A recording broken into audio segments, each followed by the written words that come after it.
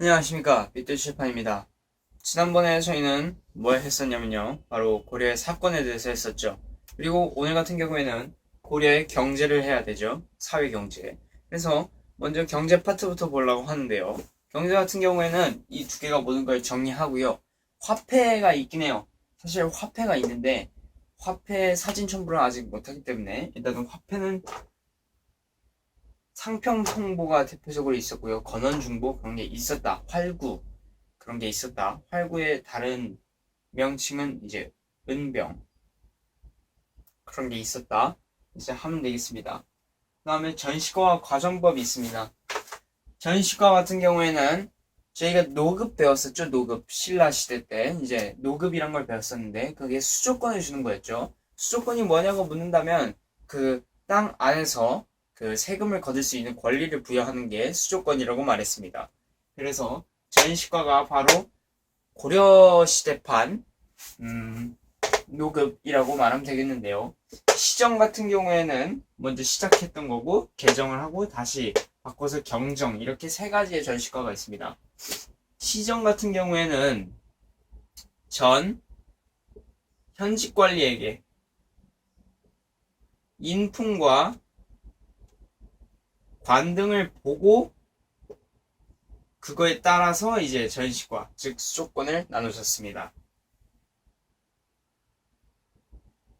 그 다음 개정이죠. 개정 같은 경우에는 전 현직 관리에게 관등만 보고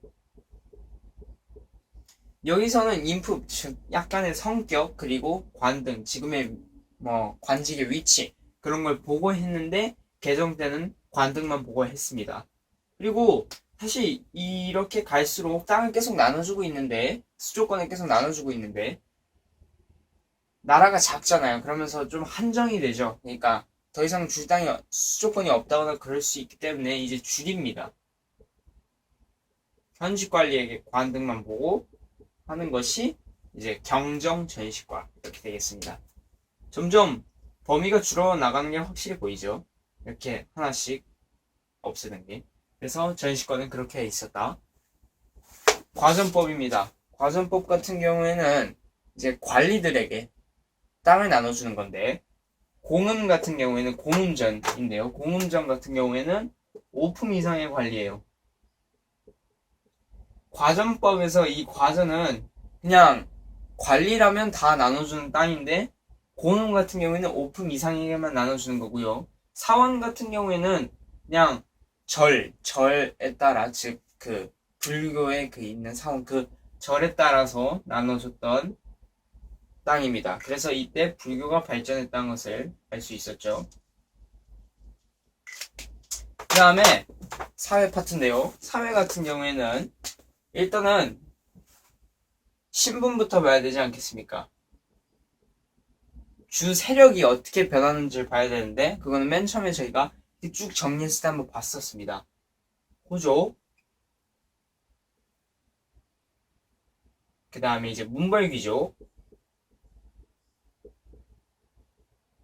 문세족 신진사대부 이렇게 세력이 계속 변한다. 호족 같은 경우에는 왕건을 도와서 개국공신들이죠. 문벌귀족 같은 경우에는 이제 호족이지 이제 빠지면서 지방을 담당하게 되죠. 향리로 바뀌죠. 향리. 문벌귀족 같은 경우에는 이제 세습을 하는 거죠. 계속. 그러니까 보수적인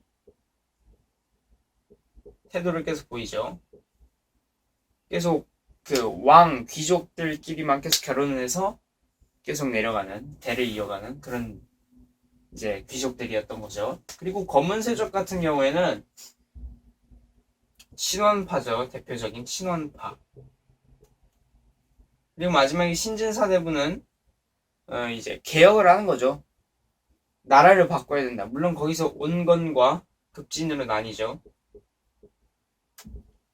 온건 같은 경우에는 고려를 그대로 바뀌는 거고 급진 같은 경우에는 아예 나라를 바꾸는, 즉 조선으로 바뀌게 되죠. 결국은 급진에 따라서. 여기는 뭐 성리학을 등용했었다는 거 이렇게 알아놓으면 되겠죠. 그래서 이렇게 세력이 변했고, 신분 같은 경우에는 뭐 당연하잖아요. 일단 양반이 있었겠죠. 아,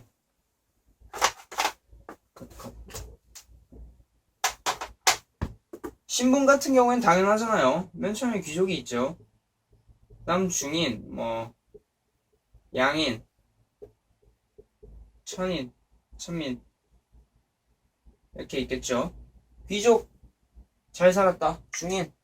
중인은 이제 대표적인 예로 향리가 되는 거고, 뭐 통역관 막 그런 사람들이 되는 거고, 양인, 평민, 천인, 천민, 뭐 노비 그렇게 딱 알고 계시잖아요.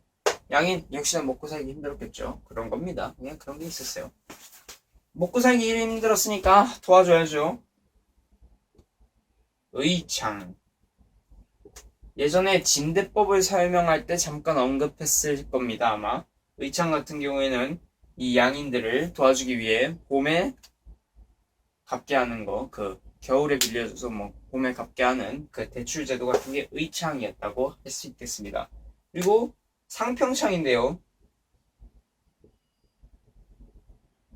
이게 조선시대 때는 약간 변하기 때문에 조선시대 때 약간 비교를 해드리겠 텐데, 이때는 이제 물가를 조절해주는 하나의 기관이었습니다. 역시 이 평민들을 위해서 돕기 위한 하나의 제도였던 거죠. 그에 뭐 හැ각구금방이라든지 막 그런 백성들을 이제 도우려고 하는 하나의 병원 같은 게 있었고요. 뭐 그런 게 있었습니다. 네. 이때 역시 수치제도를 또 봐야 되는데, 수치제도 같은 경우에는 아이고 역시나 조용조였죠. 조용조.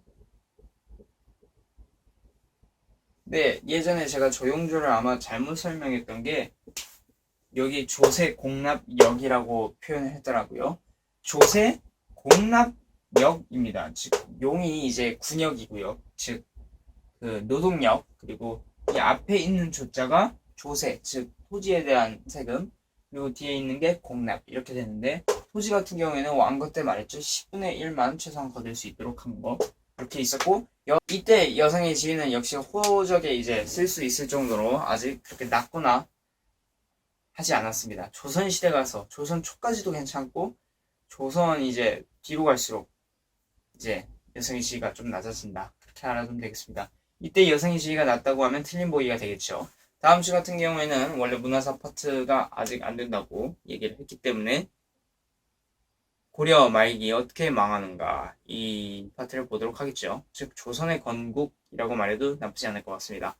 구독 한번 눌러주시면 고맙겠고요. 다음 주에 보도록 하겠습니다.